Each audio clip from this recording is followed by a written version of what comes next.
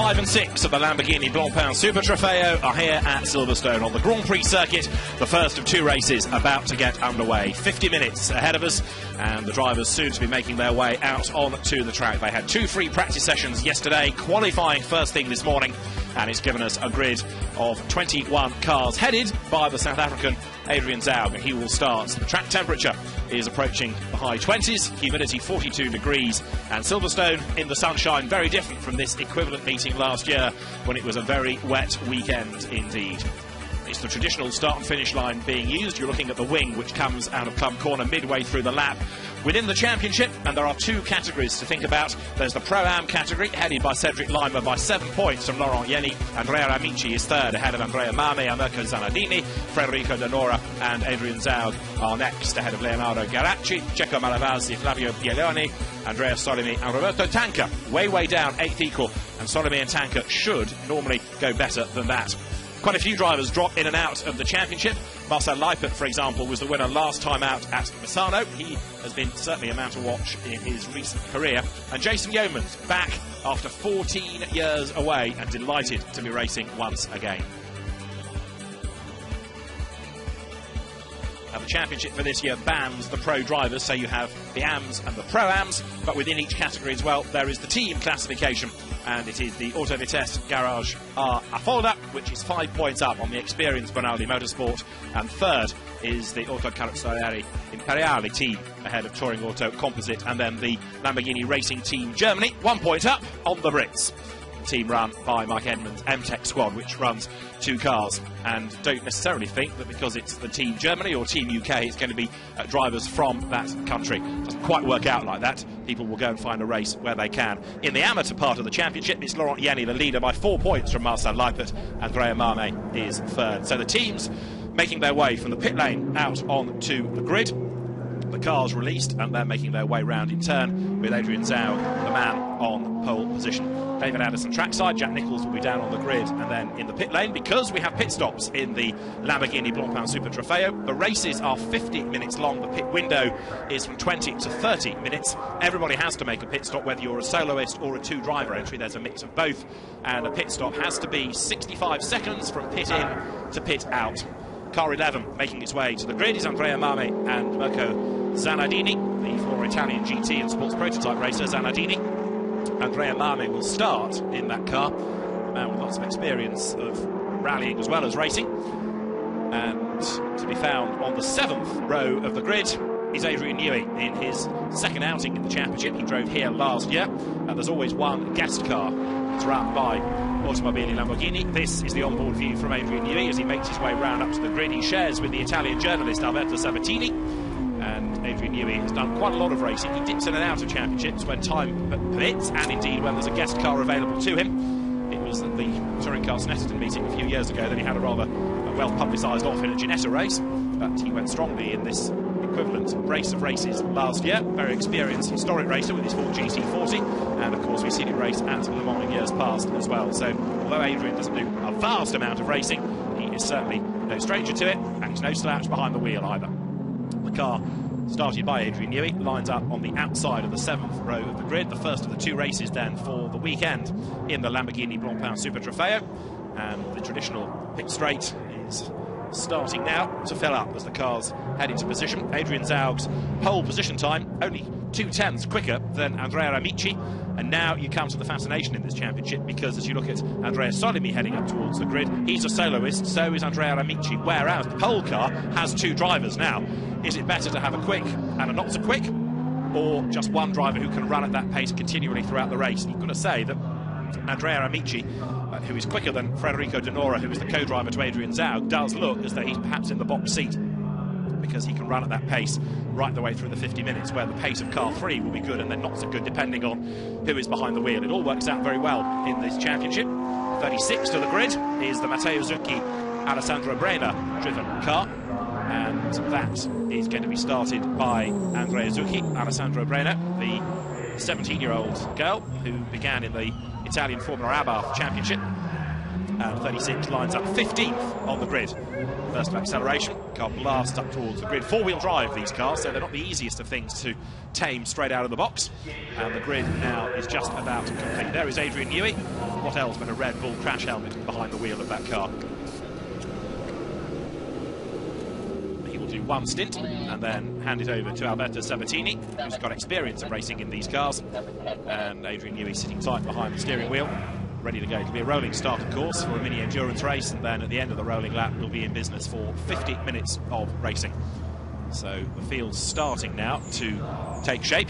As I say, Adrian Newey will start in car 1. Jason Yeomans on home soil in car 2, one of the M-Tech cars. A man to watch. There is 4, another of the M-Tech cars at the back of the grid. Oscar Ortfeldt, the Swedish driver, former rally driver, will start there. He shares with Nima Kandania, former club racer, began in the Castle Combe GT Championship many moons ago. And that car, I suspect, is going to be one that draws attention to itself, climbing up the order as the race wears on. That's Mark Nicola and Jason Yeoman's car. Jason is the man behind the wheel. Door opens. Now you can have a look inside a Lamborghini. And Jason Yeoman's back after a long break. Good to have him back racing once again. Former Vento VL6 Championship racer, raced in the Vectra V6 series, in fact won the Winter Series in Vauxhall Vectras quite a few years ago, and slots into place then on the outside of the 6th row of the grid. Silverstone has changed rather a lot since he last raced here.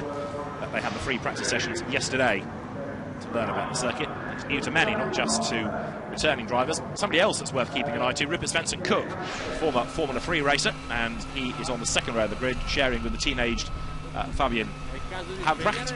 89 is Giacomo Malavasi and Flavio Chielioni, and that is a car that will be started by Francesco Malavasi, starting as it does on the 6th row of the grid. So once the grid is formed and the countdown has been completed, so the cars are going to be released. This championship that began as the Lamborghini Blancpain Super Trofeo back in 2009, but gentleman racing categories have been around for a long time, go back well over a decade. There was a Lamborghini race supporting the Australian Grand Prix, and Lamborghini races have been a feature along with SRO run GT events for many years now. They deliver good racing, and although lots of the entry is made up of gentleman racers, they're not complete rookies. They've done quite a bit of racing in various categories in the past, and then you put them all up against one another and it becomes quite fascinating competition between a lot of them. 50 minutes, time not lapsed, and Adrian Zaug and Andrea Amici then on the front of the grid. So the mechanics poised next to the cars, ready to fire up the engines, and at the 1 minute ball the grid will be cleared, and then the cars released onto the parade lap behind what else but the Lamborghini pace car. And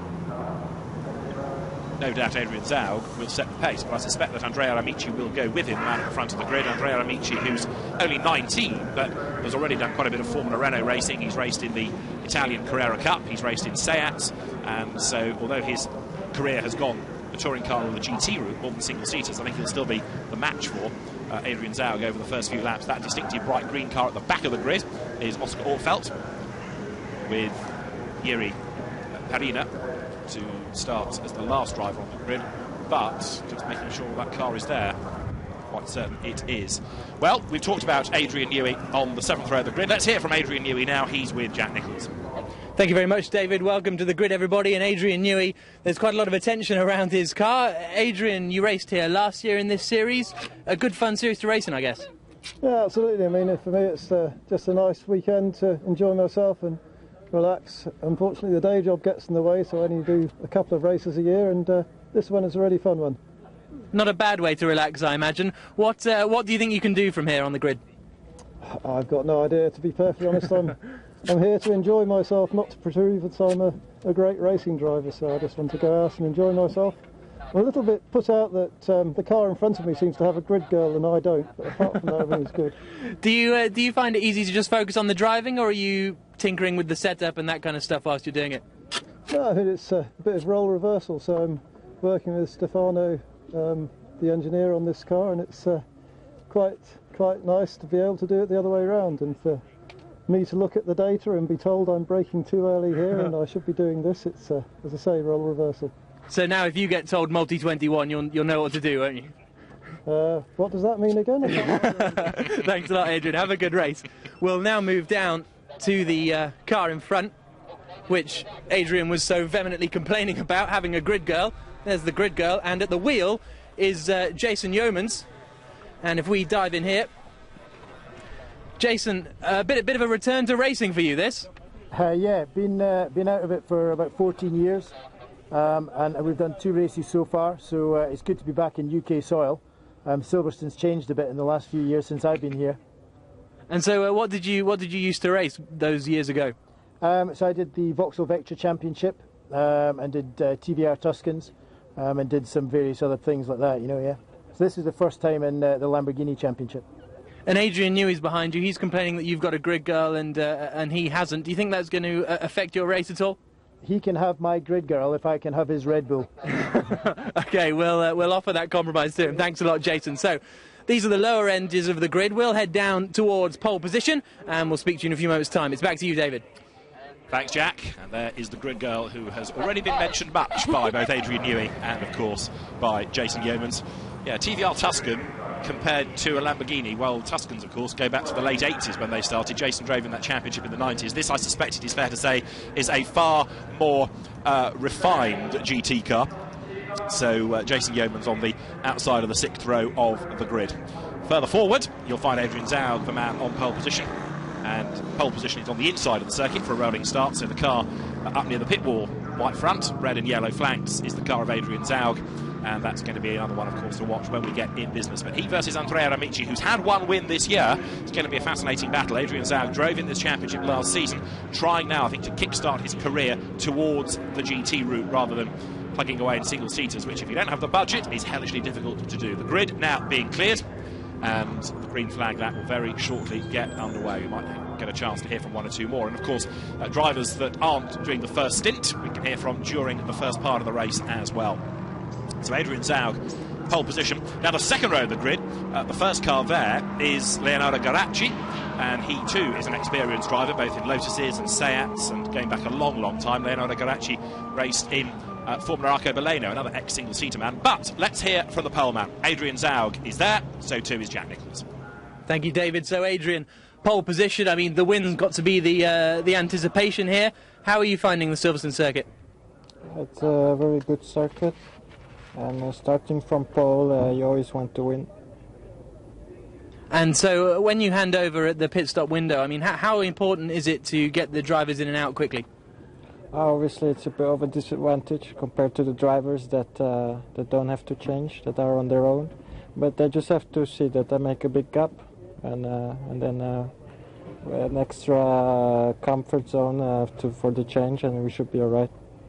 And who do you think your main rival is going to be in the early stages? Oh, the guy just next to me, Amici, for sure, and also Garacci, I think, will be fast in the race, but I think we will have the best pace.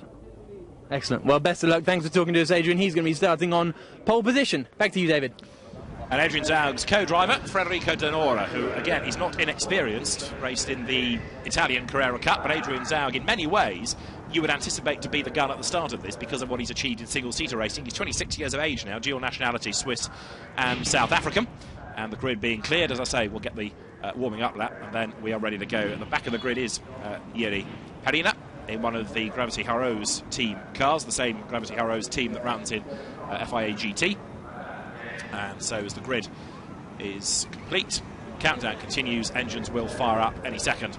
And then round 5 of the championship for a grid full of Lamborghini Gallardo LP574s is about to get underway. Engines fire, grid now cleared, and so we've got the one lap around Silverstone, and then it's going to be a rolling start. The Grand Prix circuit, whether you start from this part or whether you start as the Grand Prix itself does, from in front of the wing coming out of Club Corner, is still a superb circuit. Lights on red for the warming up lap. Let's go back to Jack on the grid. Thank you very much, David. So the cars are just about heading off. All the team mechanics and engineers are having to jog off the grid a little bit, and as a result, I think this is going to be a very interesting race. 15 minutes long, as David has said. Adrian Zaug, not quite as confident as I possibly thought he would be starting on pole position, but he's got to be the man to get the most heat into his tyres, the most heat into his brakes on this warming up lap, and there's under a lot of pressure from behind. Interesting to see also how Adrian Newey goes. So it's time now for the green flag lap for the Lamborghini Super Trofeo, the 5th round of the season, and the cars will pull away any second now.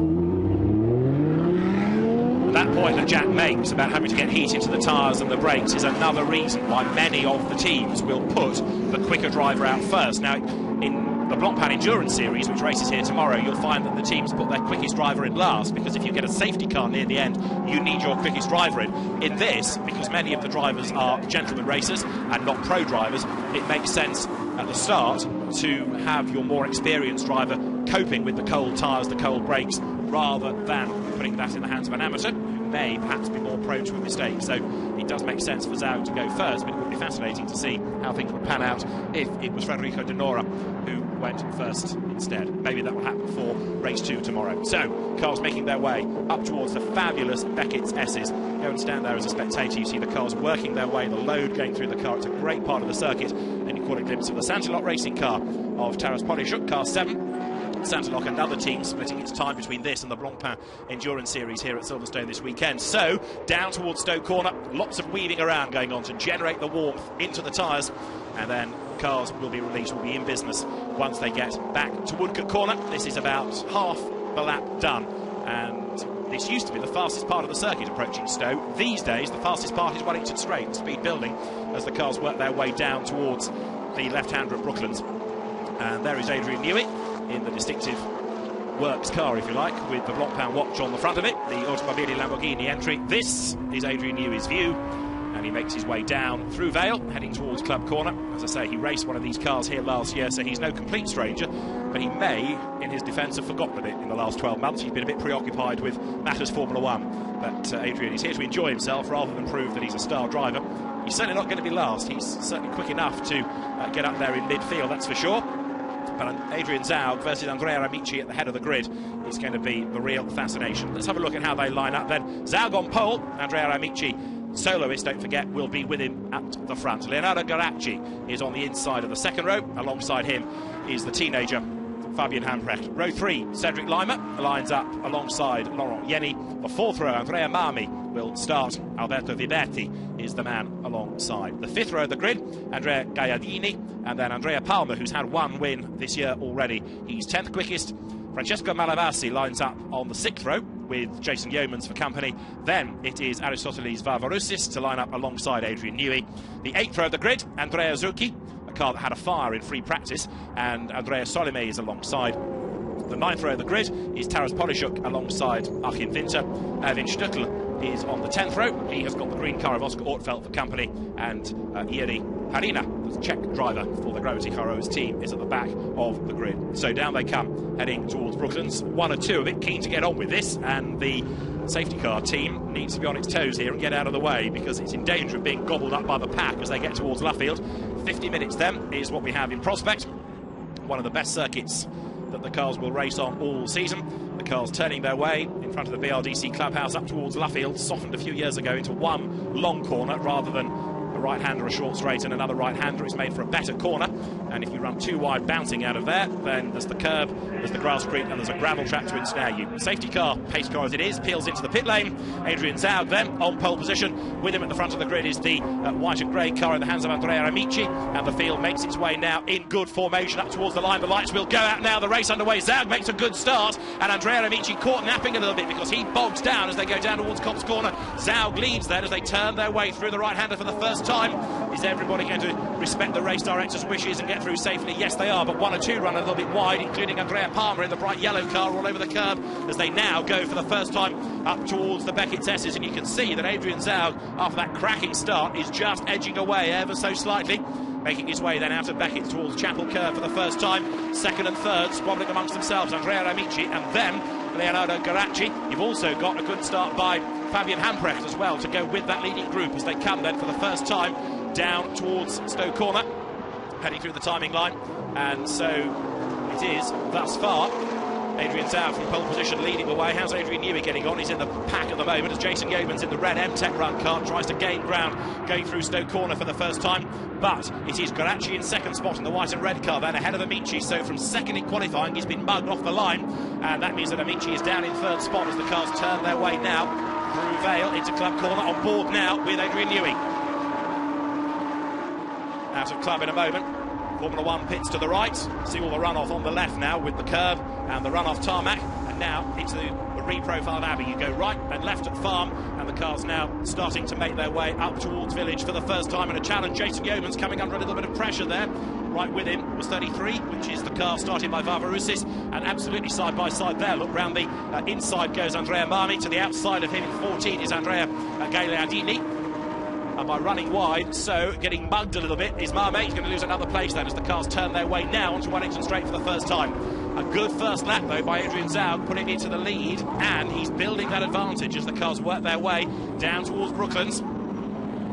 Heading into the braking zone, Jason Yeoman's still trying to gain ground, and he dives at the inside. That was very opportunistic, and he's worked for the Scotsman. He gets himself ahead of Andrea Marmi. So the former rally man, Andrea Marmi, drops back a little bit. There he is in car 11, turning his way up towards Luffield at the end of lap number 1. Zaug leads, and he's on his own as he comes over the line. Garacci is second. Andrea Amici is third, and there another challenge being made up on the inside. That's Andrea Palmer in the bright yellow car. It doesn't quite pay off for him, and staying ahead is Matteo Zucchi as they come across the timing line. In 4th place when they came past the pits, Cedric Lima, and there 27, which is Andrea Palmer, running at the moment in 13th spot. The target in 36 is Andrea Zucchi. Cars making their way now nose to tail up through the Beckett's S's there, but Adrian Zaug's lead at the end of lap 1, 2 seconds, a mighty effort. Yes, I know he's got the single-seater experience, but he's going very strongly, and there, look, almost getting caught up. Andrea Palmer very close to getting involved in the back of Matteo Zucchi's car. Goes right up going through the Beckett's S's, backs out of it. So, 2nd spot, this car, Leonardo Garacci, the man from Luxembourg, getting away from Andrea Amici. Garacci, somebody who's raced in Lotus races in Italy, he's raced in Seats, he has raced a long time ago in Formula Arco Baleno single-seaters, the Dutch-based category, comes out of Club Corner, being chased by Andrea Amici, and then in 4th place is Cedric Lima. Lima up from the 3rd row of the grid in a red car with a black front. Cedric Lima going strongly. Now he's somebody that's had a win already this year. He won at Monza. So Lima going well. How's Adrian Newey doing lower down the order? He was 14th at the end of lap 1. And other battles include in 22 Fabian Hamprecht, the car that he shares with Rupert Spencer-Cook. That is one I think that's worth watching over the course of the weekend. Alberto Viverti, the 18-year-old student you're looking at the moment, in 47. Turning his way out of the loop through Aintree. 14 chasing on behind is in the hands of Andrea Gagliardini. Down he goes towards Brooklands, heading into the left-hander. Adrian Zaug in the meantime just pulling away in the sectors, but the opposition is still there, and don't forget over the course of 50 minutes a lot can yet happen, because you're going to get those two soloists of Garacci and of Andrea Amici becoming far more of a factor against Federico De Nora, who is not as quick as Zaug. So what Zaug has got to do now is build up the lead as much as he possibly can. 2 seconds, doesn't grow by much, only 2.4, so he's not rocketing away in the way that he would like to. Everybody else filing through behind. Garacci is 2nd, Amici is 3rd, Cedric Lima is 4th. In 5th place is Alberto Viverti, and in 6th place, currently you've got the Team Germany car in the hands of Fabian Hamprecht. There, 27, is Andrea Palmer. He is currently in 13th place. Palmer had a win in the night race, the first ever night race in the history of the championship at Misano in round 3. This is round 5, double headers everywhere, on board with Newey. He's in 14th place still. Makes a glorious noise, this car. 4-wheel drive technology being represented in the championship this year, and 1 or 2 gaps are starting to open up. This battle about to be resolved possibly at Stowe Corner, because having a look to the inside line there was Hamprecht, but again for 5th place Alberto Viverti fends him off, then he runs wide and Hamprecht picks up the place and through he goes. Fabian Hamprecht up from the 2nd row of the grid, first time out in the championship, although he does race in the ADAC GT Masters Championship in Germany. Now that he's got himself up into 5th place, what can he do about Cedric Lima ahead of him? Hamprecht, another of these young guns looking to gain GT race experience by being in this championship. The field now turning its way through the right-hander of Abbey. The race leader's long gone, don't forget. This for 2nd place, though. You've got Garacci ahead of Amici. The gap between them was 0.6 of a second at the start of this lap, and Garacci gets the power down, the car squirms, and that puts Andrea Amici right on his tail. Being warned about the track limits, incidentally, Matteo Zucchi, mainly at Cobb's Corner there for 2nd place. Look at this, absolutely nose to tail. Down they come, under the vehicle bridge, heading into Brooklands. There's a challenge being made on the inside there. Amici can't really slingshot up the inside. Garacci gave him racing room, but he had the line, he had the pace in a straight line. But now he's also got pressure being applied. Andrea Amici wants to get past him. So now Garacci is going slower because he's taking the more defensive line, and so the race leader is getting away. Adrian Zaug comes through, he leads the way, but you're looking at this great tussle going on for second and third places now. Leonardo Garacci is 4/10 up, that's all on this man, Andrea Amici, as they turn their way through Copse Corner. Amici, the 19-year-old, going after one of the elder statesmen of the championship. Leonardo Garacci at 42, through Maggots, now into Beckett's. Stunning sequence of corners this. Whatever you race around Silverstone, drivers will tell you that they absolutely adore the challenge of the Beckett's S's, and to make a pass through that part of the circuit, you've got to be very, very brave indeed. Amici then in third place, making his way onto the hanger straight. Adrian Zaug is the man who's done the fastest lap of the race thus far, and his lead now is 3.3 seconds. He's still not charging off into the distance. This for second place at Stowe Corner. Garacci, number 69, fending off the man that out-qualified him, Andrea Amici, but Amici was just caught napping off the grid, sluggish away, and so that cost him another place, especially as he was on the outside line heading into turn 1 at Copse Corner. Down through Vale they come, into Club, lower down, more battles rage on, including in car 11, Andrea Marmi, who goes a little bit wide, and tucked up behind him, Zucchi and Palmer. So you've now got 3 of them. This is 10th, 11th and 12th all squabbling. Adrian Newey, by the way, has gained a place on that last lap. He's up to 13th position. Andrea Marmi then coming through Club Corner, and the yellow car still looking menacing in the hands of Andrea Palmer. Roberto Tanker is the man that he shares the car with, and Tanker is pretty quick. Very wide indeed goes Palmer in the yellow car. This run by the Auto Carrozzeria Imperiale team, one of the experienced squads within the Lamborghini Super Trofeo. Nose to tail for second place, coming out of the loop though, and it is still Garacci fending off Andrea Amici. Wide over the curb goes Amici, all 4 wheels off over the white line. Repeated activity like that will certainly get the race director hot under the collar. Down they come now into Brooklands. Amici has a look on the inside, he's going to make a dive, and he does so. They're level into the braking area, and Amici goes through, moves across, takes the line up towards left field, so we have the change now for second place.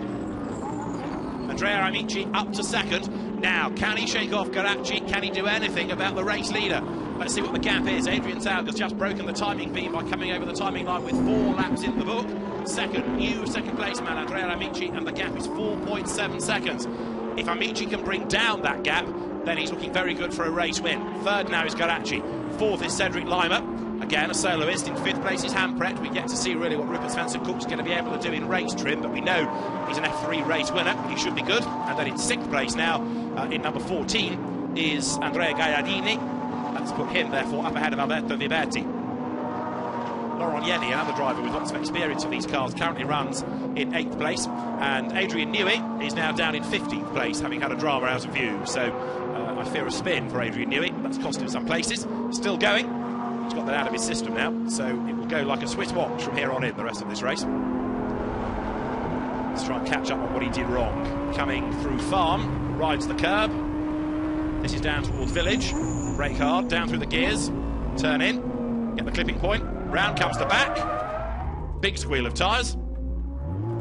Keeps the engine running, loses a place or 2. Adrian Newey back into the race. So in 15th is car number 1. The next target for him is Andrea Solimi, who is another winner, of course. He was a soloist and won at Misano. So Andrea Solimi, the 23-year-old, being borne down on by Adrian Newey. And now, so drivers are being warned about the track limits. The first driver to be warned is Matteo Zucchi, and he is very busy indeed, still trying to keep at bay. This man, Andrea Palmer. Palmer splits from Andrea Solime for this weekend. The pair of them teamed up to win the night race at Misano. Here they either drive on their own in the case of Solime, or with Roberto Tanker in the case of Andrea Palmer. And Palmer just cannot find a way past Matteo Zucchi, nor can Zucchi for the moment find a way past Andrea Marme. Onto Wellington Straight, speed building all the time, coming through Aintree, which is a quick corner, therefore you have more speed onto Wellington Straight, and that's why you can achieve a quicker run than on the Hanger Straight these days. Another driver being warned about track limits is Andrea Palmer. He's at the back of this little group and he's getting mightily frustrated. At the head of it, Andrea Marme holding them up, isn't he? This is for 10th, 11th and 12th, and Andrea Marme has not got the speed to go with the leaders, but he has got a wide car and he's defending well. There behind him is Zucchi. Then you've got Andrea Palmer, number 27, the bright yellow car through out of Woodcote. The race with just under 39 minutes to go. We're not that far, therefore. We're just under 9 minutes now away from the pit window opening. Everybody has to make a stop, and it's 65 seconds from the pit in line to the pit out, including the driver change, or in the case of the soloists, just the pit stop. through the Beckett S's now. We've had this change because Andrea Palmer has found his way past Matteo Zucchi. What can he do about Andrea Marmi? And the fact that he's been able to do some overtaking here suggests that Andrea Palmer's going to be able to make a move. Yes, he's right up behind Zucchi as they come onto the hanger straight, nose to tail, these two. Which way is he going to dive now? It's going to be to the inside, I suspect, when they get to Stoke Corner. But no, Zucchi comes back at Palmer and breezes past him. He made that look very, very easy indeed. Andrea Palmer, for whatever reason, he's got a problem, that's why. Totally unable to respond. The car has slowed right down going into Stoke Corner. And so Andrea Palmer slowly makes his way down through Vale. Now let's try and see what it is. He's losing pace, he's hand over fist. Look, Andrea Solomé in the Gulf livery car has gone past him. Is it a puncture? Is it mechanical? I think it's a puncture because he's not going slow enough for that to be the case. But there is something not right for number 27. And now, therefore, Andrea Palmer has got to limp back to the pit lane. Now, can he keep going as far as the pit stop window, or is he going to be Jack's first pit visitor of the race? Let's see come the end of the lap. Adrian Zaug, in the meantime, is still leading the way. 4.9 seconds to the good he is at the moment. He's the only man lapping in the 2-minute 7s. He has even gone below that to the 2-minute 6s. And as he comes out of Luffield down towards Woodcote, this is going to be the end of lap number 6. He will go through, still being chased by Andrea Amici. And then in third place, Leonardo Garacci. And the gap between those two is certainly widening, because now that he's gone through, Andrea Amici is being about a second a lap quicker than Garacci. You can see there how the two cars have broken apart now, bearing in mind in the reverse order they were nose to tail. And so now Cedric Lima, going through shot fourth, is starting to see what he can do about Leonardo Garacci. He's not close enough yet, but he's doing his best. Fifth is Fabian Hamprecht. In sixth place, Andrea Gaiardini. Seventh is Alberto Vivetti. In eighth place, there, Laurent Yenny. And for ninth, it should be Jason Yeomans. There it is, the red and black car. The Scotsman is run by MTech, Mike Edmonds' team, which we also normally see in the Blancpain Endurance Series. It will be represented here this weekend as well, with just one car, not two. So this is the order. Zaud from Amici, with just under 5 seconds between them. Garacci third, Cedric Lima is fourth, Hamprecht fifth, and Gaiardini completes the top 6 at the moment as the cars work their way now down towards Stoke Corner. This is the little gaggle going on low down in the top 6. The leader's already long gone, and Adrian Zaud, whose best so far this year has been a second in the opening race at Monza, and he had a third last time out at Misano to get on the podium once again. He's so keen to try to have a win, and the problem, without wanting to be personal about this, is that his co-driver is not as quick as he is. And so as soon as Federico De Nora gets in the car, its pace changes, and that means that a lot of Adrian Zaud's hard work can be undone. One or two rather concerned faces in the pit lane, as I suspect is regarding the pace of Andrea Palmer. Now this next little battle is starting to shape up nicely, look, because you've got Alberto Vivetti being caught by Laurent Yenny. This is for 7th and 8th places. Laurent Yenny, quick driver, and he's one of the leading lights within the AM class. Leads the amateur championship at the moment from the absent Marcel Leipert. Andrea Marmi is third in the AM class in the championship, and we'll see how he can fare late in the race. Right, more news from the pits. Jack, what have you got for us? Roberto, what's the problem? Do you know?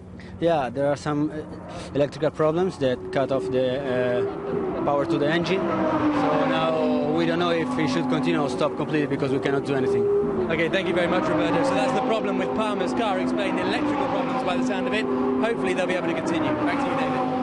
Thanks, Jack. So you've heard from Roberto Tanca about Andrea Palmer's problems, and if the engine keeps cutting out, then you might be able to drive around it, but you never know when it's going to cut out, and it could be that that's right ahead of another car which hits you at the back and there's lots of damage. So is it really worth persevering? Unless you can reset it and have a go, then probably not. The only benefit is now to tinker with it in the pit lane and go out and treat the last few laps of the race as a test session to make sure everything is okay for tomorrow. That might be in the team's mind.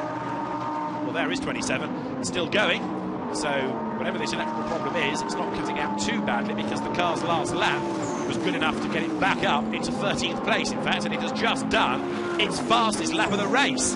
I suspect the problem is now sorted, or at least Andrea Palmer has pressed a switch that's reset things. All is looking pretty good. In car 3, Adrian Zaug is on lap 8. He leads the way, and we're almost at the pit window opening as he powers his way up towards Abbey once again.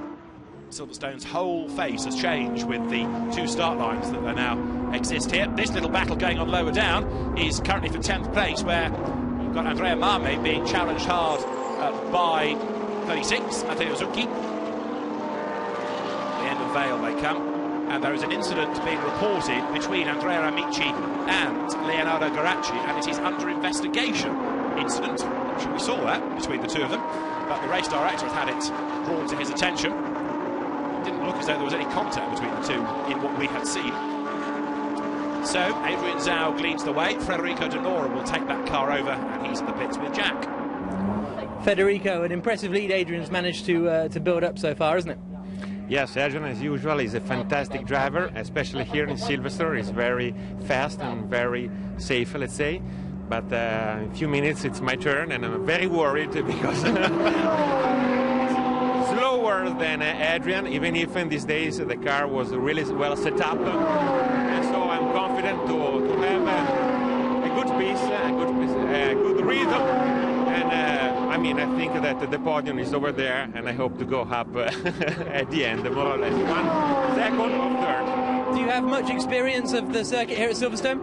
No, it's the first time that I'm here in Silverstone. I have to say that it's a fantastic circuit, and also the weather. I thought that it was raining while it's sunny in Italy, so it's fantastic, very nice to drive. And there is many choices, let's say, when you drive, and I enjoy it. Thank you very much. Back to you, David. Jack, thanks. Federico De Nora then, as he says, very worried, about to make his race debut at Silverstone. And the car that he shares is the one in the lead, and it is that between him and Adrian Zaug. It's that car. Now, Andrea Palmer, having said that he just done his best lap of the race, is in the pits again, and that car has dropped down the order. Is this the end, I fear, for the yellow peril of Andrea Palmer? Again, if the engine cutout problem is persisting, thanks to the electrical dramas, then that could be the end of the day. They were down the order. They've got speeding up again. The Santalot car of Taras Polishuk has just done its best lap of the race. Meantime, Matteo Zucchi still chasing after Andrea Marmi. This is the leader up at the loop.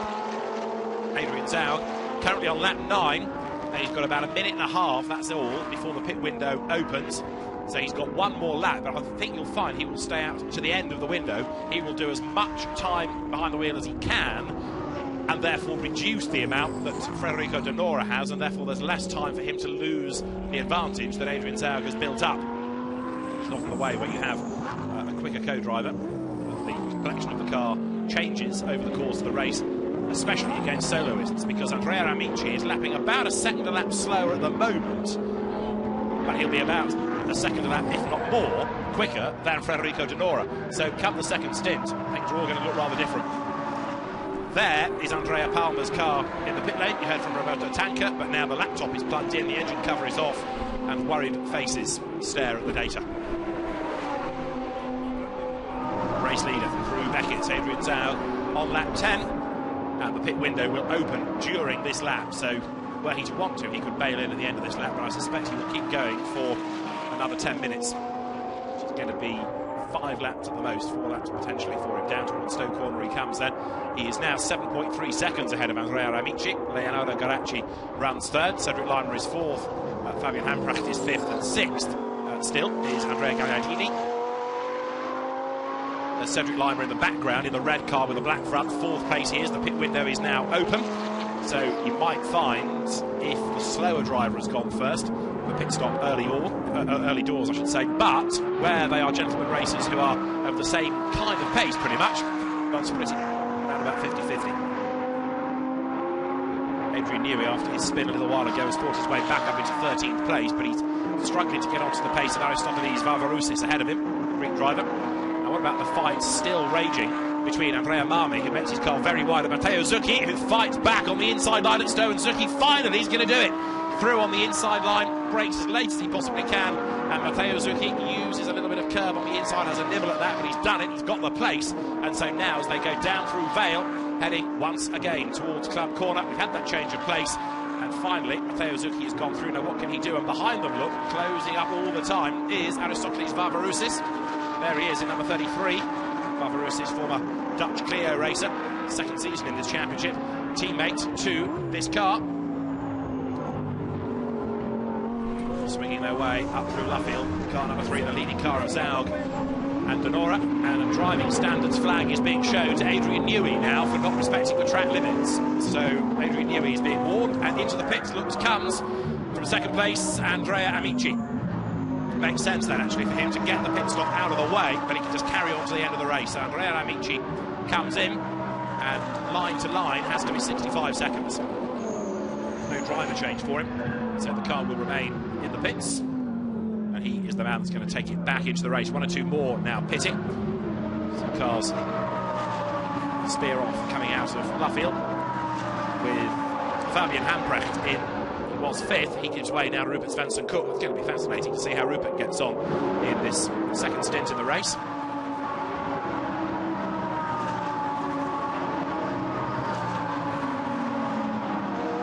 So the race leader continues. Lap 11 we're on now, and the pit window remains open for 10 minutes mid-race. Down towards the end of Vale comes Adrian Zaug. His single-seater career was always looking pretty good. He was briefly part of the Red Bull programme, but then when that backing disappeared, so did chance of raising the budgets to continue into the higher ranks. 11 is in the pits as well. Look, Andrea Marmi. So lots of drivers now making these mandatory pit stops.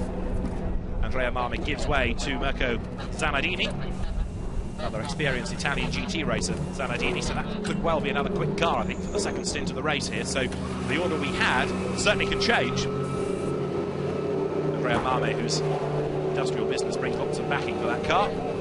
Which is on, the door is closed, the Rinaldi team will wave it away. Got to time this right. If you are short on the pit stop, you make a stop, go for the difference.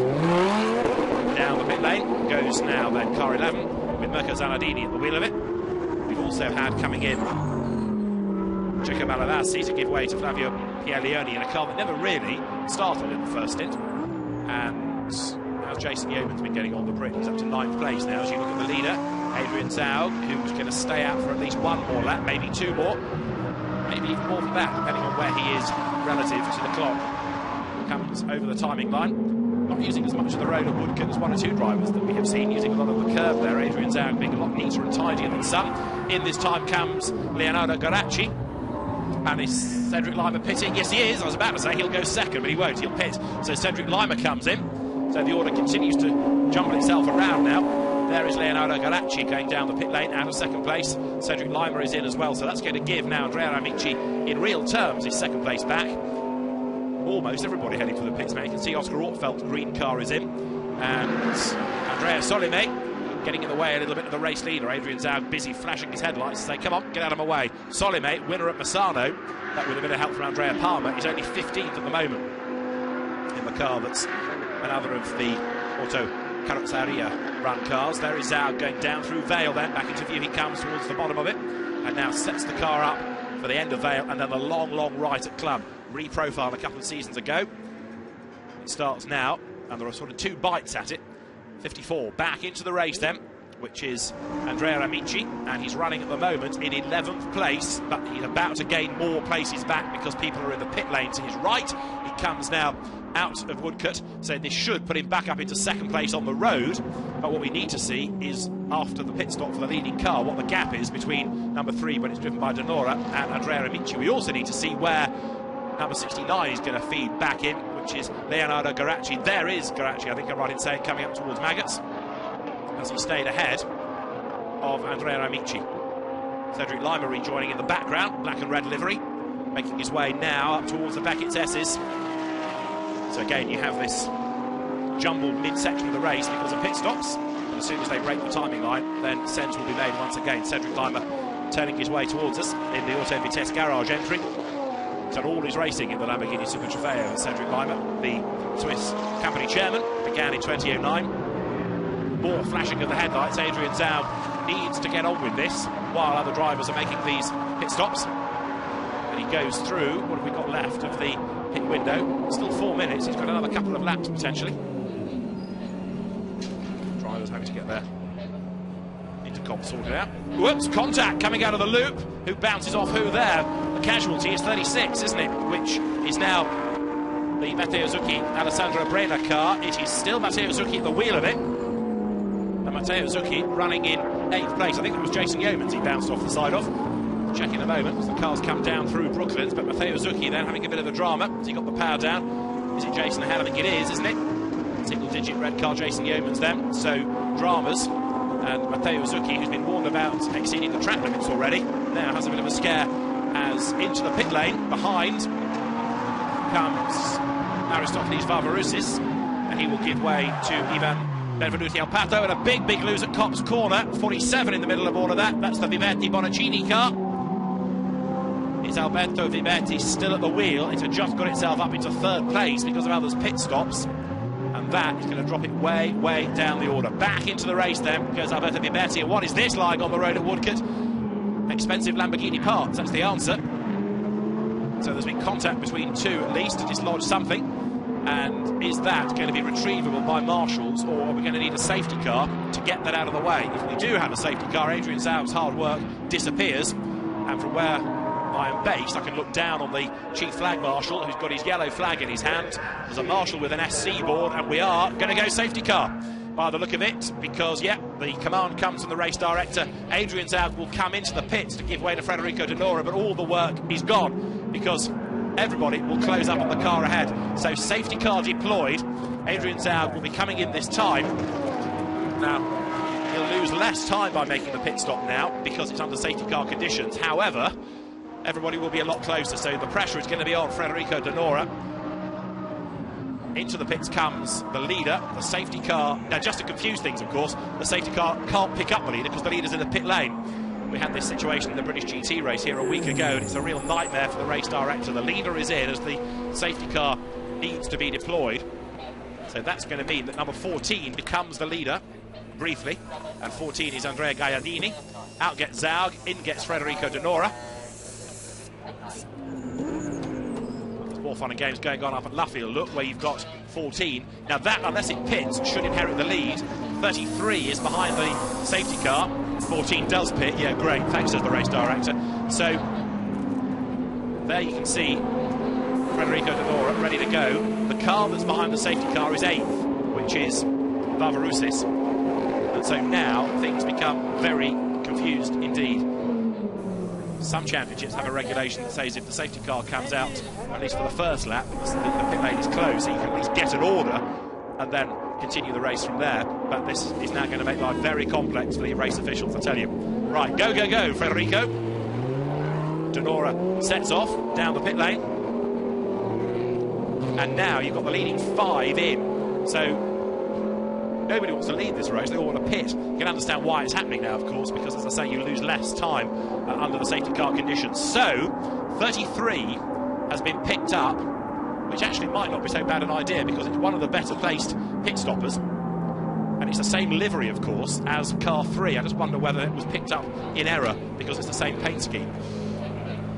The other way, everybody. Right, back in the race, look, is the Palmer tanker car.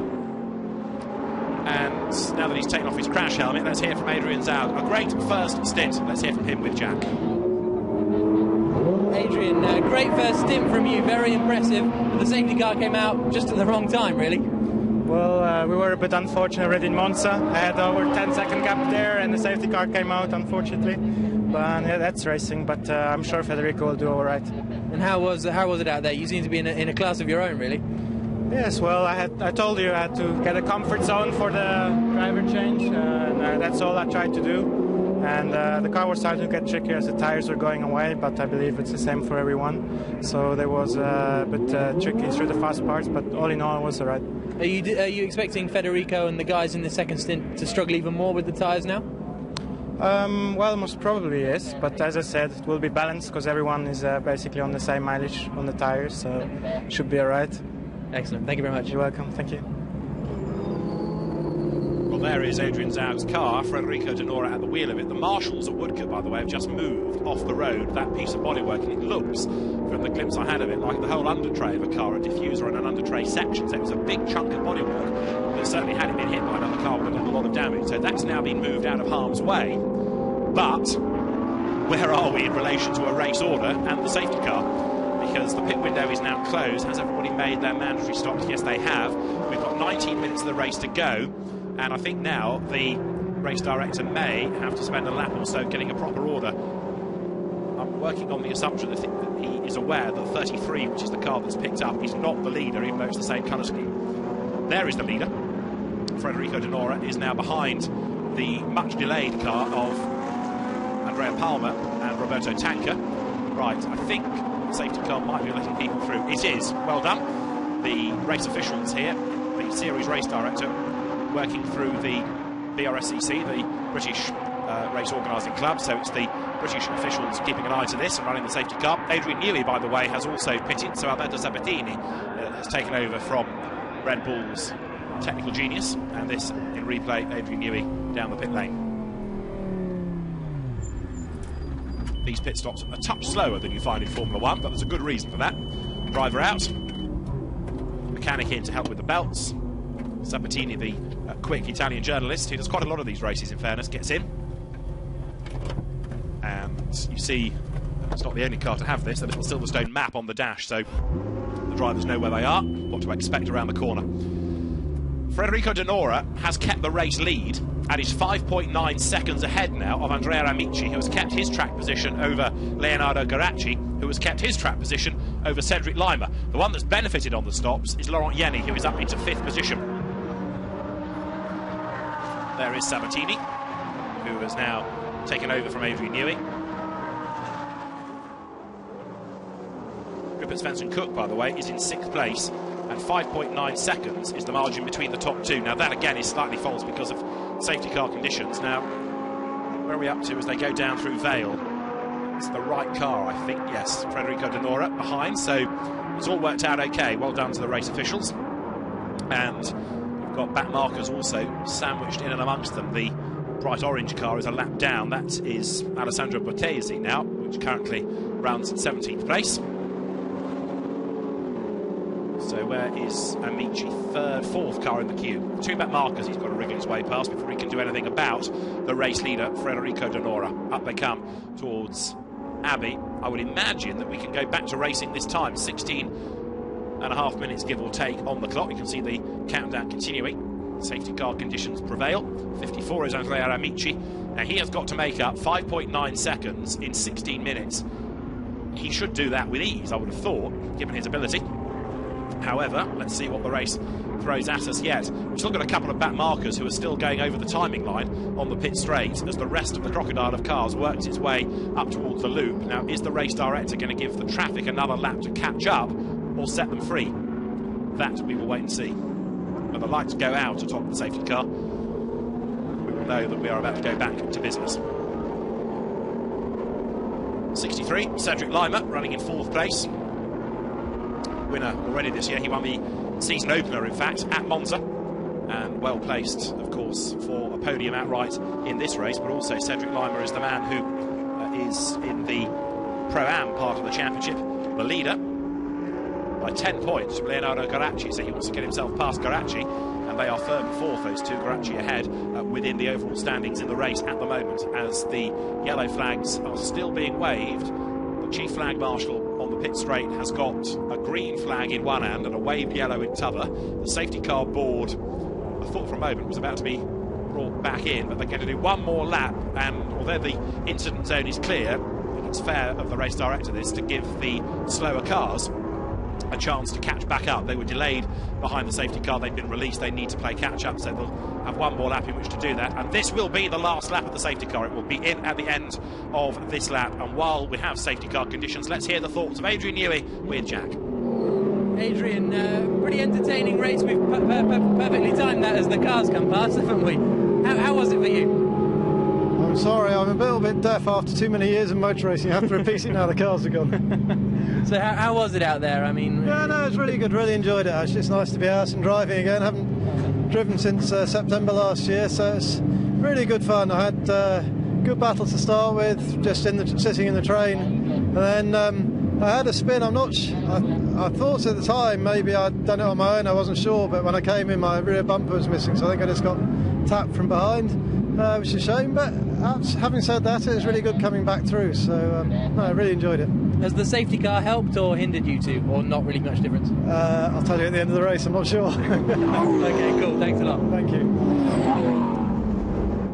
I think in fairness it's helped, because that car's now in 9th place overall, and it was never in the top 10 in the earlier stint. It's certainly got ahead of the Jason Yeoman's car on the pit stops. It's also jumped up ahead of Alessandro Breda, the 17-year-old, on the pit stops. There is Nima Kandania, who is now in for Oscar Ortfeld. That's a lap down, that car in 19th place. Imakanda near turning through Vale will go racing this time. That gap I gave you of 5.9 seconds between the top two is largely irrelevant because, of course, they've all now closed under the safety car, and it's really 1.7. And 2 back markers between the leader and then Amici. Amici in the white car is ahead of the fight for third, which is Garacci and Lima. So there is a lot, certainly, for the top 4 places to shake out. Green car's a lap down, the black car behind is 5th overall, and that is Laurent Yenny, and then 6th, right on his tail, is Rupert Spencer-Cook.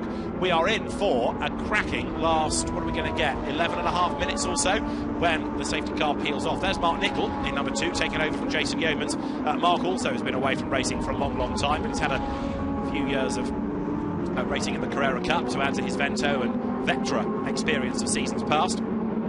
So the 2 Scotsmen running together for MTech team as part of Automobili Lamborghini Racing Team UK. Race leaders then about to accelerate down Wellington Straight, and of course Federico Denora has not yet done, as to be fair many of them have not yet done, a proper racing lap because he's taken over the car within the safety car period, so he needs to find out very quickly indeed what that car is going to do when he nails his foot to the boards, as he has to when the race goes live, and it will do so at the end of this lap. This is lap 16. Cars turning their way out of Luffield towards Woodcote Corner. Can't overtake until you cross the timing line either, so if you're stuck behind a back marker, that's a bit of a drama. Denora needs to get away, but even if he can prolong this by a few corners, Andrea Amici is coming for him. Over the timing line they go, down towards Cops Corner. Lima dives out to the inside of the black bonneted car. He wants to get past Garacci. He's on the inside line, there's contact, the back marker almost gets swatted aside, but Lima goes third on the inside. He goes ahead of Garacci. An important move that for the championship as much as for the overall order, and so as the cars accelerate towards Mangas. Now Beckett's for the first time on the restart, lap 17. Up to third comes Cedric Lima, the winner at Monza. Can he take a second victory of the season? Still stuck in traffic, look, is Andrea Amici. The cars hop a little bit as they come out of Beckett's to the outside of the back marker. Now goes Andrea Amici. He gets past Alessandro Bortesi, and so now you've got 1 and 2 together on the road, pretty much no back markers between them. But look at Lima, he's absolutely flying now. From the inside line he goes. He gets himself ahead of the back marker, and so now the 3 leaders, almost 4, have got ahead of the traffic. Leonardo Garacci is taking his time about this. Garacci is the one dropping back a bit. Now he makes his move at the end of Vale, and he goes through up on the inside line. He's done it, he's gone by. The cars turn their way up through Club Corner. Right, it's game on. Federico Denora leads the way, and going after him is Andrea Amici, and then you've got Cedric Lima in 3rd place. Up towards Abbey they come. We are into the last 11 minutes of the race.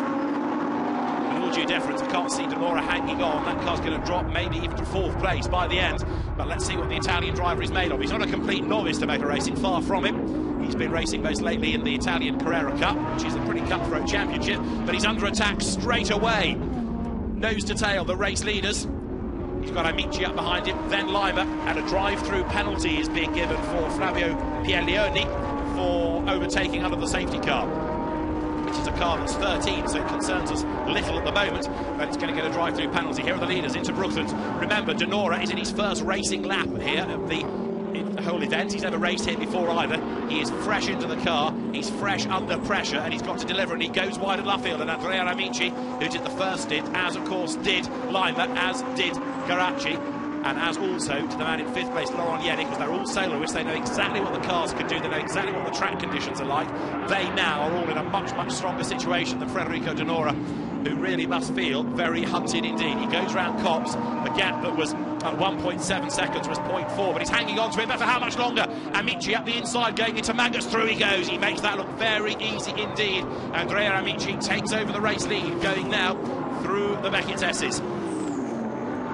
Straight away, Denora is under attack. It's Lima behind him. Lead change on this, the 18th lap of the race. Denora 2nd, Lima 3rd, Garacci 4th. Onto Hangar Straight they come, and this gaggle breaking away from everybody else. Still in 5th place is Rupert Spencer-Cook. Rupert not yet going with the leaders, as now for 2nd place Cedric Lima tries to find a way up on the inside. Can't do it there. They drop down through Vale now. Heading into the braking area, Lima looks to the inside, Garacci looks to the outside. Lima now is trying to attack and defend at the same time. Race leader Andrea Amici trying to get away. The car sprint now up towards Abbey. You can see the way the leader is getting away, but Federico De Nora is doing a good job. He's hanging on to second place. He's not cracking under that pressure. He's not locking up. He's not getting sideways. He's not running wide. He's doing his level best to hang on to that place and keep Adrian Zaug as a happy man after all his hard work in the first stint. Up they come towards Village. On the inside is Lima. Ooh, he's rather frightened De Nora out of the way there. Federico De Nora takes evasive action. That compromises him. Garacci goes around the outside up at the loop. On the inside is Federico De Nora. Can he hang onto the place? I fear not, because right round the outside goes Leonardo Garacci. He takes the place away as they now storm down towards Brooklands. And Adrian Zaug thinks, hurrah, all that hard work for nothing. One of the perils of the safety car is one of the perils of having a gentleman racer as your co-driver. Federico De Nora is still, in fairness to him, a fair chunk quicker than many of them out there. He's just not as quick as these three that have now wriggled their way past him. So, Andrea Amici leads Cedric Lima up into second place, and Lima didn't really sparkle in the first stint, but he's going strongly now. Can he do anything about the race leader? They go through, and the gap is 1.3 seconds. Now, this will be the first clear lap that Lima has got, really, since he worked his way past Federico De Nora. So we will see soon what, if anything, he can do. In qualifying, Amici was quicker, and in the first stint, Andrea Amici was quicker, so you'd still suggest that Andrea Amici is going to be hard to stop in this race, but Lima is having a go. Garacci is third, De Nora is fourth. Now, his last lap was a 2:12, and Svensson Cook behind him in fifth did a 2:9. Rupert Svensson Cook for fourth should be on before the end of the race. Andrea Solimi has just gone out of Copse. He's now up into 12th position. Here are the leaders. Down they come towards Stowe. And what was a 4-car train a little while ago is now very definitely down to 3 once more, turning their way through the right hand of Stowe corner. Down through Vale with Andrea Amici, the man currently in charge. 1.3 seconds in the good. And now Nima Kandanier losing out because past him to put a lap on him. That goes Andrea Solimi. 2 cars very close together indeed. Kandanier, who is in 19th overall, is a lap down, and he has to give way to the quicker car. The battle for third place is hotting up again, because now look, Leonardo Garacci is closing up onto Cedric Lima. So the battle for second place, I should say, because Andrea Amici is ahead and pulling clear.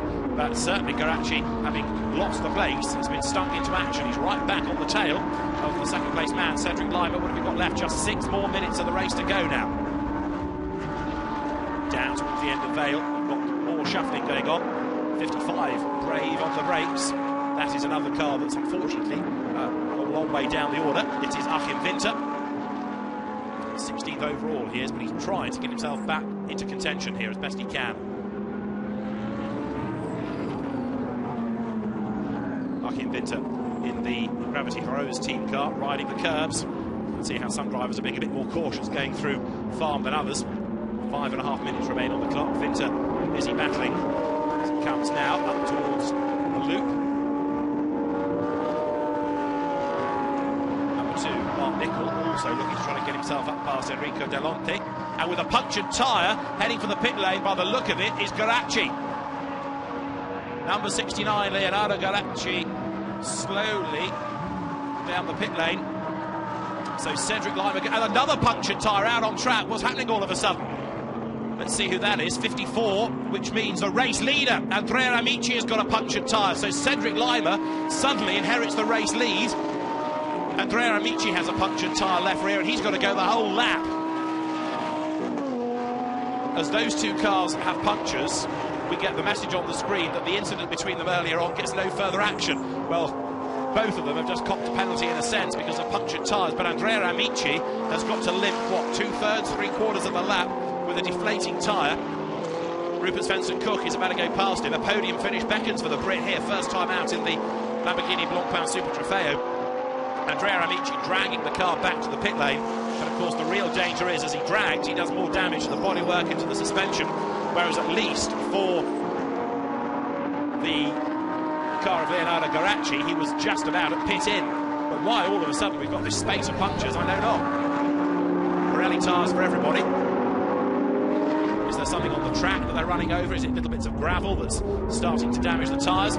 So this is the race leader, Cedric Lima, coming up towards the loop. And a very confused order it is, a very strange end to the race now. 4 minutes to go. Pirelli technicians, no doubt, will have a look at these tyres and try and work out the cause for the punctures.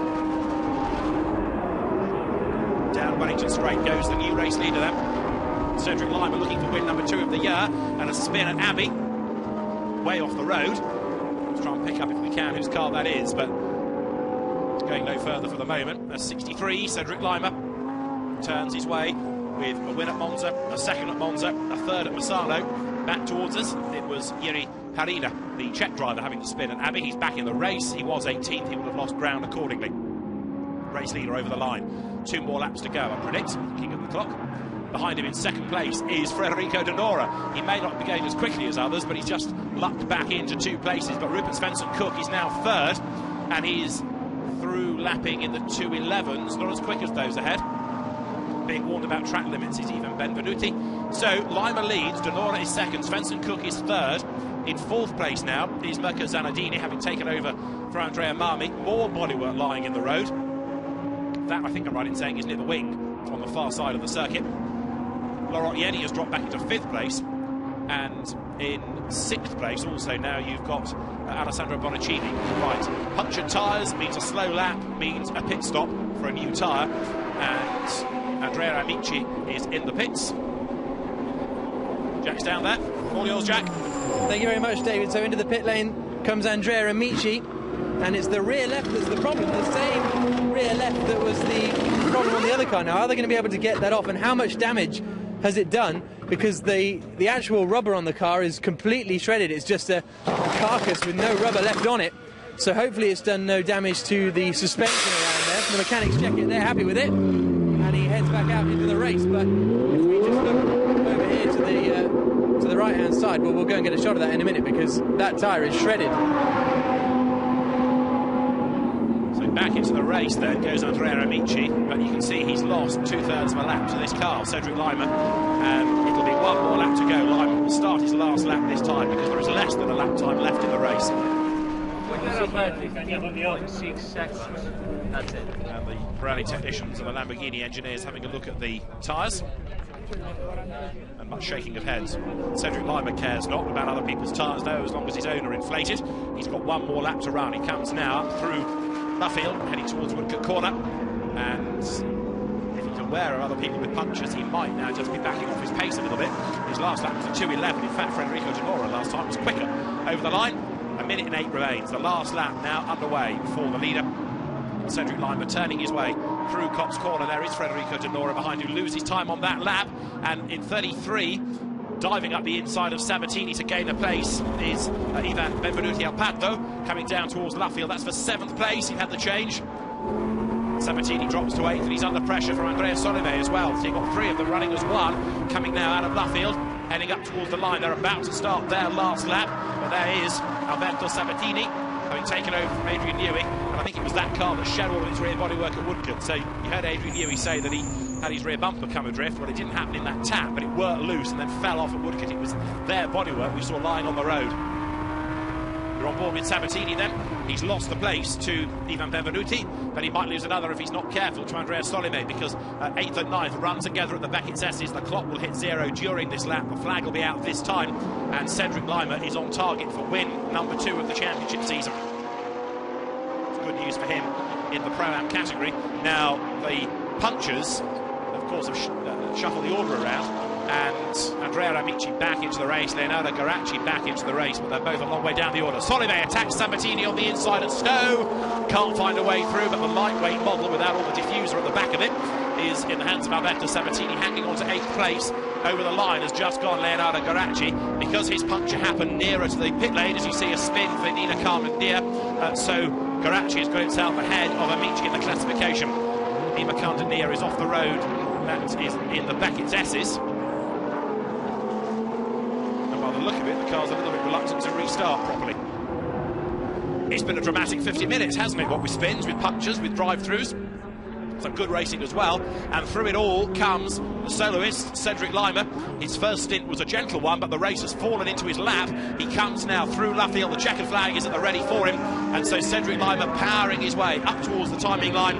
Victory will go the way of the very experienced Swiss driver. It's a 2nd win of the season for him as he comes across the line. He's a real expert in Lamborghinis. He comes through now and takes the checkered flag. It's a win for Cedric Lima.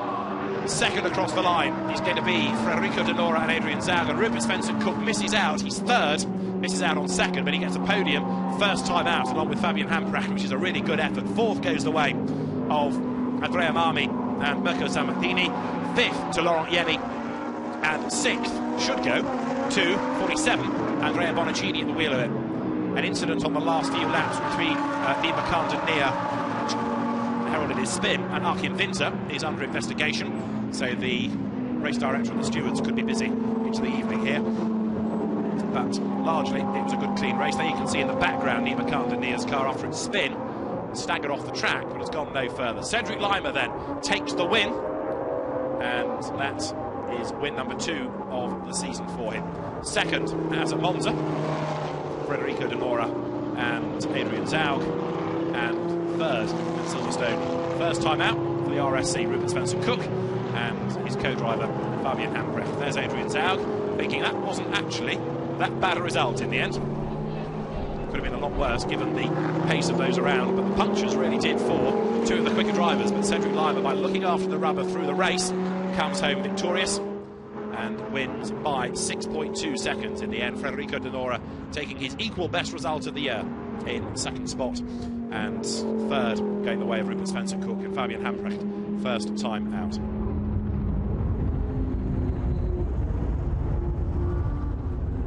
So the cars will make their way to Parc Ferme area.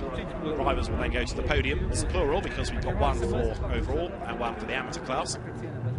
And we will have the winning hands as Andrea Marmi and Mirko Zanardini. The scoreboard confirms what happened on the track. Cedric Lima the winner from Zaug and De Nora. Svensson-Cook and Hampracht third ahead of Marmi and Zanardini. Ieni fifth, Bivetti and Bonaccini sixth ahead of Benvenuti and Barbarussis. Adrian Newey eighth with the help of Alberto Sabatini. Andrea Solime ninth ahead of Malavazzi and Piaglione. Zucchi and Brenner 11th, and Achim Winter delayed at 12th. 13th goes the way of Jason Yeomans and Mark Nicol. They lost out on the safety car. Garacci with a puncture loses out. Delonti and Gaiardini also lost out in the second stint. Amici leading, a puncture, and then 16th, but he stays ahead of Polishuk and Bortesi and Yeri Pirina. Khan-Denier, Ortfeld, Tanker and Palmer not classified. 1 in the pits, 1 parked out on the track.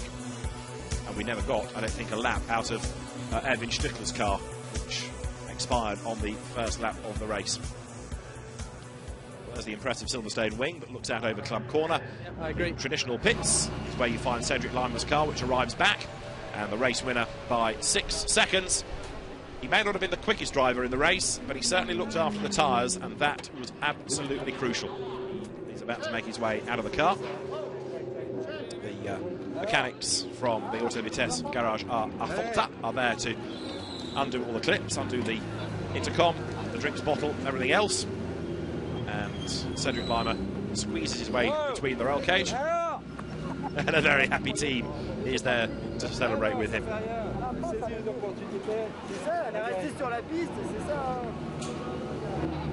In the background arriving is the Marmi and Mirko Zanardini car, class winners. Cedric Lima in a moment or two will head up towards the podium, the 40-year-old. Successful Swiss businessman. So let's see if we can catch a word with the winner. Jack, it's all yours. Thank you very much. I'm here with Cedric Lima. Cedric, very difficult race out there. You look pretty warm, but the punctures helped you out, didn't they? Ça a été très dur pour moi. Je suivais pas, les premiers étaient plus rapides que moi. Heureusement qu'il y a eu l'interruption, le safety car.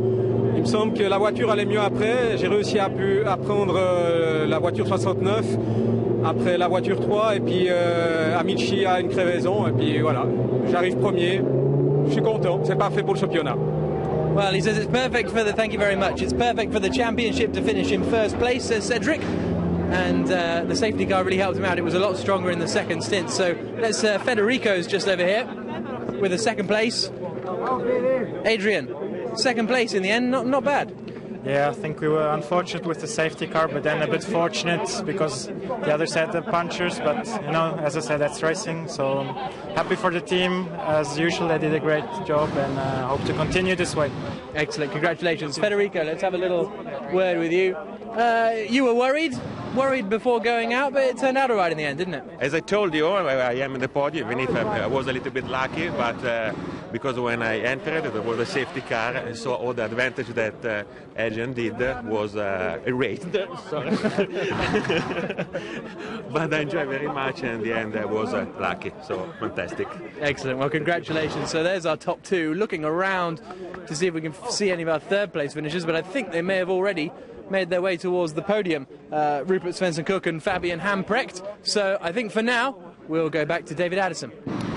Thank you, Jack. Yes, a very happy race winner in Cedric Lima, and talking about how the car was far stronger in the second stint, and after the safety car he was able to catch and pass first of all Garacci, and then get himself past Federico De Nora, and then ultimately, of course, he was assisted by punctures, and there he was as a race winner. So it's good for him in terms of the race win, but also it sets him up nicely in the championship. Leonardo Garacci, his class rival in the championship, having dramas and not, in the end, getting himself to a good point-scoring position.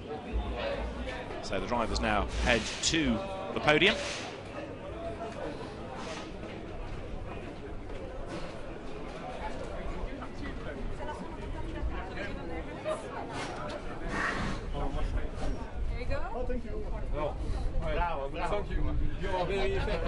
So there the drivers are ready behind the podium, all with their block pound overalls, Pirelli winners' hats.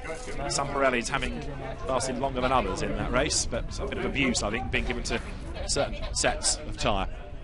So the winning drivers will be called forward as soon as everybody is present and correct. The first of the two races, of course, another one to come tomorrow. And the SRO officials with the Silverstone team getting everybody where they need to be.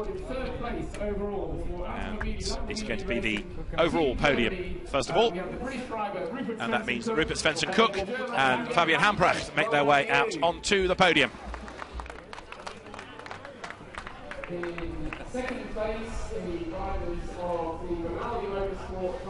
Second place about to make their way forward will be Federico De Nora and Adrian Zaug.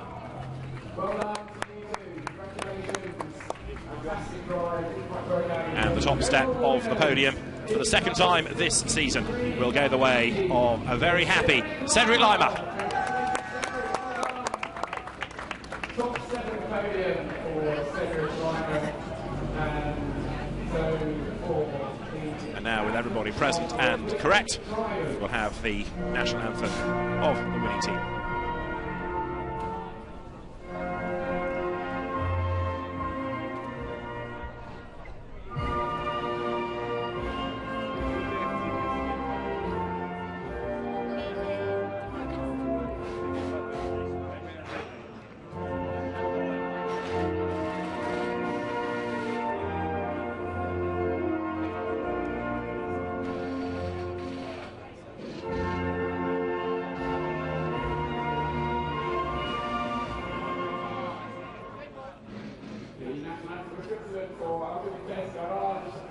The winning team, Auto Vitesse Garage Affolter, Cedric Lima, the man behind the wheel. He's, of course, the top Pro-Am, and we'll have the winning drivers presented. This is the overall podium, and then the amateur class will be next. Fabulous trophies are always given to the drivers.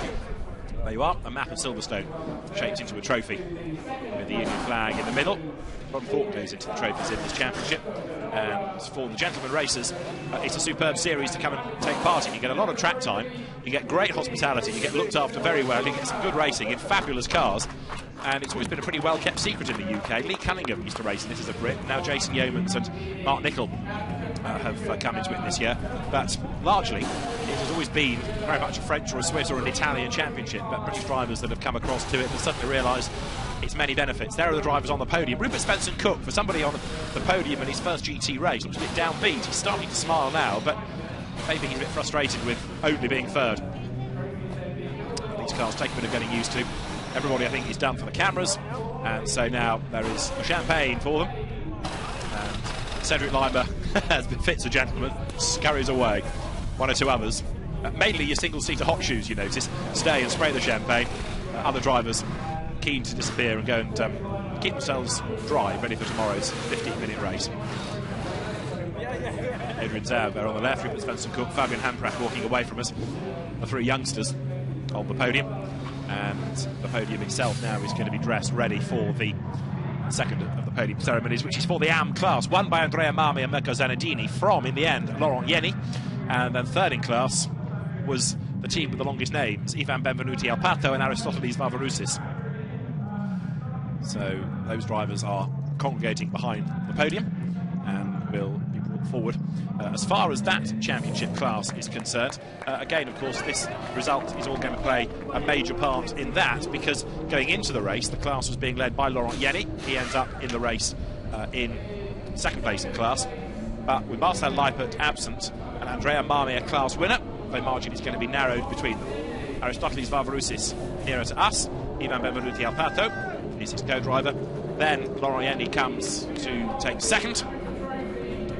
And the top step of the podium will go the way of Andrea Marmi and Mirko Zanardini. Andrea Marmi has not been in the top three overall this year yet, but is an experienced Lamborghini peddler. And Mirko Zanardini, another regular in Italian GT racing. He's done some rallying, even the Italian Sports Prototype Series in the past as well. It's a Benaldi Motorsport run car, in fact, that. You can see the way the drivers are on the podium. The national anthem.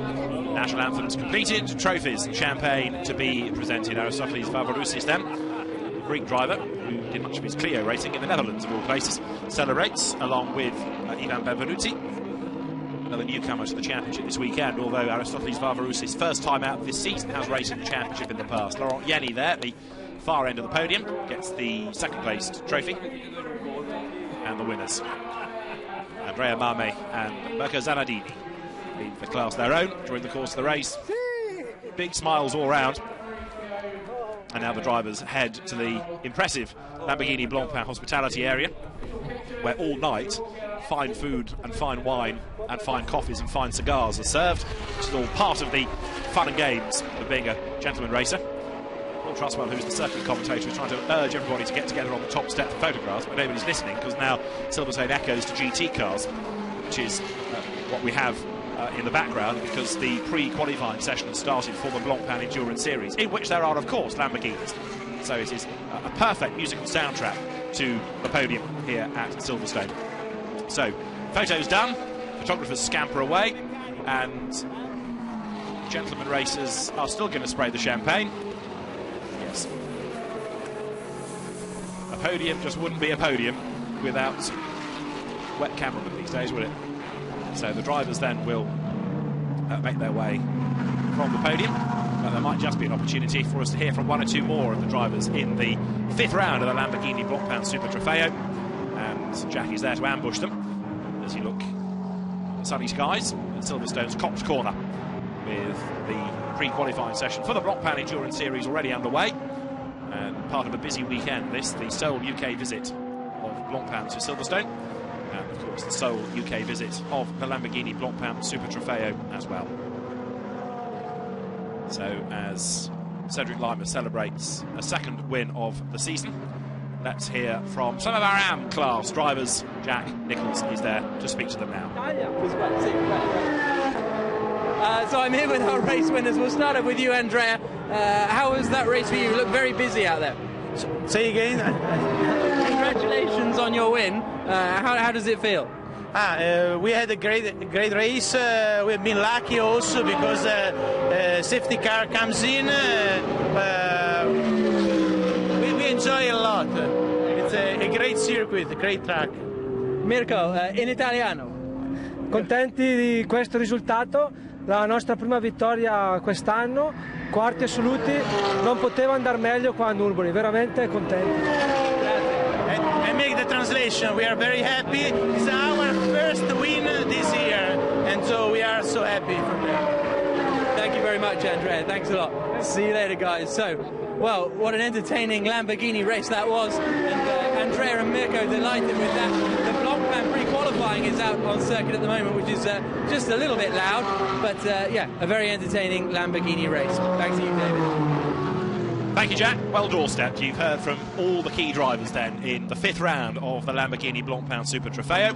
And round 6 tomorrow, based on the results of race 1, promises to be another enthralling race. No argument about that.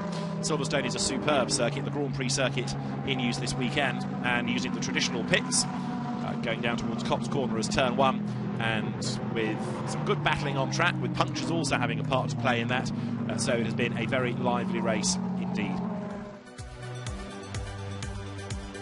Let's have a look at the results once more. Cedric Lima, the race winner, from Adrian Zaug and Federico De Nora. In 3rd spot, Rupert Svensson-Cook and Fabian Hamprecht. Rookies both. Good podium finish ahead of Andrea Mame and Mirko Zanardini. First class winner of the year from Laurent Yenny. 6th, Alberto Vivetti and Alessandro Bonacini.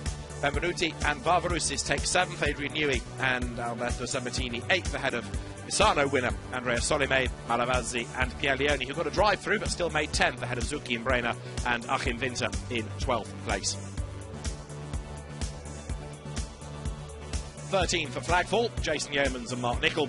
Leonardo Garacci 14th after his puncture, ahead of Delonti and Gaianini. Amici after his puncture from the lead, 16th ahead of Polishuk and Bortesi, and Pirina is the man who completes the 18 runners.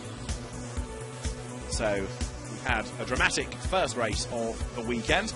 The results don't really reflect the whole story, but let's just catch up on exactly what did happen in the course of the race and have a look at some of the highlights of round 5 of the Lamborghini Blancpain Super Trofeo.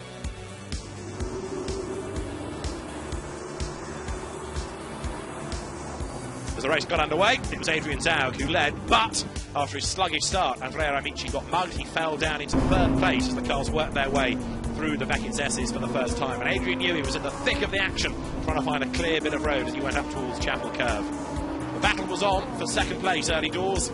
Andrea Amici muscling his way up past Garacci. That was the change for 2nd place, but he couldn't do much about Adrian Zaug, who built his lead, while Adrian Newey had a tap in the tail that turned him sideways at Village. He got back in the race, but eventually his loose bodywork caused a safety car, and that turned the race upside down.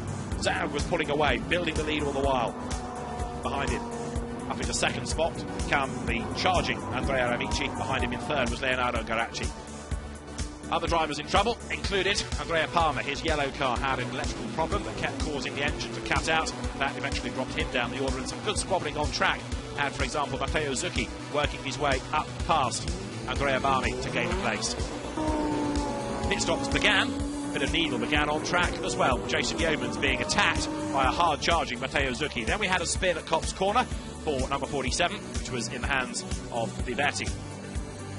But when Adrian Newey's bodywork came loose and it sat in the middle of the road at Woodcote, there was only one thing the race director could do. He called for the safety car, the race was neutralised, and the leader, Adrian Zaug, came in to give way to Federico De Nora. It was a good move because he had to get his co-driver in, but of course the safety car negated any advantage. De Nora led on the restart with traffic between him and the opposition, and Cedric Lima was able to work his way up into 3rd place, getting himself past Leonardo Garacci. Some were more interested in pit activity than the race. The race was getting leery. Up into 2nd had come Lima. De Nora dropped back into 4th. And up front, Andrea Amici looked as though the win was his for the taking. Adrian Zaug was frustrated. All his hard work meant that he was dropping into 4th, which soon became 3rd as Garacci headed for the pit lane, and soon became 2nd as Amici had a puncture as well. Cedric Lima took over the race lead, and that eventually meant it was going to be a victory for the Swiss driver, as on the last lap, Achim Winter turned around Nima Kandemir at Beckett's, and the green Lambo never recovered. Cedric Lima up to the checkered flag for his 2nd victory of the season. As the checkered flag came out, he was 6 seconds to the good, and Cedric Lima a delighted victor here at Silverstone. Race 2 coming up tomorrow. 2nd was Adrian Zaug and Federico De Nora, and 3rd, Rupert Svensson-Cook and Fabian Hamprecht. So as victory is celebrated by Cedric Lima, we can look forward to race 2 tomorrow. It's another 50-minute race for Jack Nicholls in the pits, and from me, David Addison. We'll see you back at Silverstone tomorrow. It's goodbye for now.